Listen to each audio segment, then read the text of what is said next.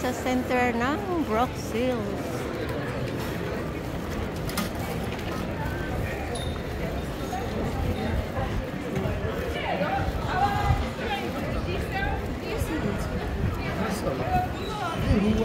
Ayan, maraming tao, magandang weather. So, wala po masyado kaming time kasi naka-ano lang kami, naka-bus. Kaya mga nagmamadali na po.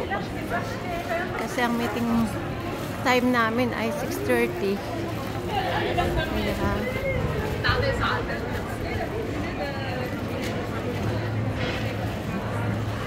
Nagkahiwa-hiwalay na yung mga kasamahan namin iba na rin yung pinuntahan. Kasi kung hindi, lalong matagal.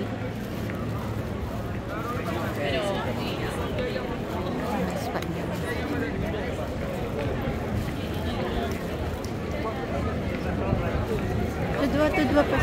Ha? Hanapin natin yung ano, ng Funky Piece.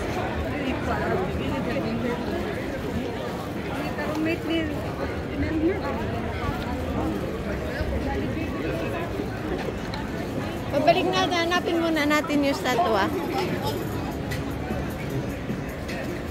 Hanapin muna natin saan kaya yun. Tudwa daw eh.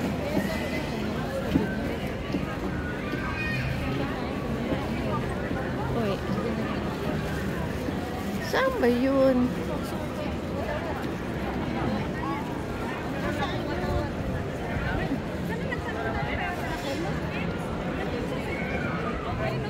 Ha? Saan si Raquel? Tanungin mo dali. Video nga kita. Ayan, si Madam. Naka-ice cream. Ang dami. Oo nga eh. Oo, ingat. Oh, sige. Ato tala. Ato sweet.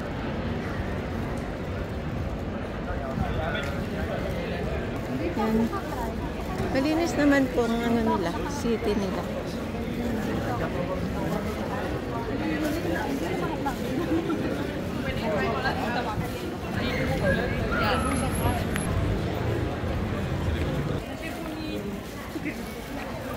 So yun pala guys, yung ano, yung ng Funky Piece.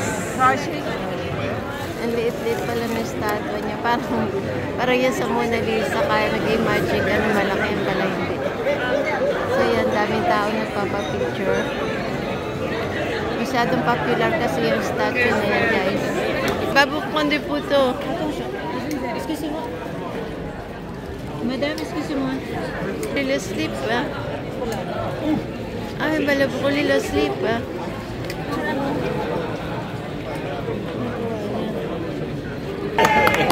Let's sleep! Wala!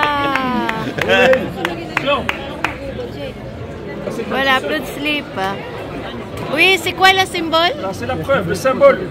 Symbole de quoi? Qu'on vous Le enlevez le symbole, slip? c'est que je perds mon caleçon, donc je vais me marier. Ah, c'est bien. Oh. Oui.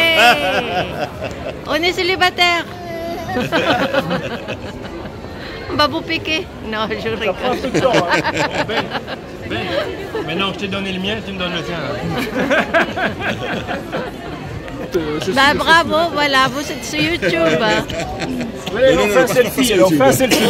Oui. Magnifique. Avec le caleçon qui brûle. Monsieur qui va se marier. On voit pas le caleçon. Ah, le garçon. Le caleçon. Et vous mettez garçon. Attends, mais c'est parce que j'ai pas envie de vous brûler. Faut pas vous brûler. Faut pas vous brûler. Voilà, c'est pour le plus important. Voilà, merci. So guys, the man who removed his slip, his brief, because he said he's going to get married. So that's why that was his symbol. Saying that getting married, he don't need to wear a brief. Parang